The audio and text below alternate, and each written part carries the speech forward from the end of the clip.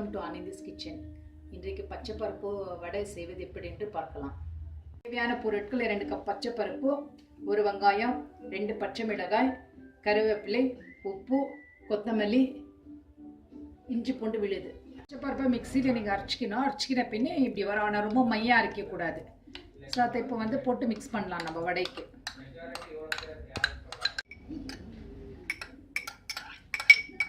சேர்த்த உடனே அது கூட கொத்தமல்லி சேர்க்கணும்.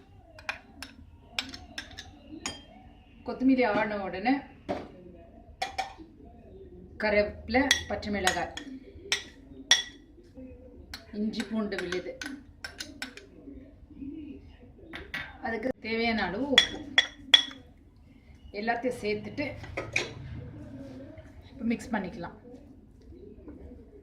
கடாயில் எண்ணெய் ஊற்றிட்டு பின் மிக்ஸ் ஆனோன்னு இப்படி ஆகும். பட் ரொம்ப தண்ணி பண்ணிடாதீங்க, தண்ணி இல்லாத இருக்கணும். கொஞ்சம் கெட்டியாக இருந்து தான் வடை நீங்கள் இது பண்ண முடியும். ஸோ இப்படி உருண்டை எடுத்துக்கலாம். நீங்கள் இப்படி உருண்டை ஆன உடனே கையில் கொஞ்சம் தண்ணி நெஞ்சிக்கின்னு கையில் இப்படி பண்ணி திரும்பிட விடணும். வடை இந்த ப்ரௌன் ஆகிற வரைக்கும் நீங்கள் ஃப்ரை பண்ணணும். பச்சைப்பருப்பு வடை ரொம்ப நல்லது உடம்புக்கு. கடலைப்பருப்புடைய பச்சைப்பருப்பில் சேர்ந்து கொடுத்தாக்கா ரொம்ப நல்லது உடம்புக்கு. பச்சைப்பருப்பு வடை ரெடி. கடலைப்பருப்புக்கு பார்த்தா நீங்கள் பச்சைப்பருப்பு போட்டு செய்தீங்கன்னாக்கா உடம்புக்கு நல்லது. சீக்கிரமும் சேர்ந்துடலாம். அடுத்த வாரம் இன்னொரு டிஷ்ஷோடு உங்களை சந்திக்கிறேன்.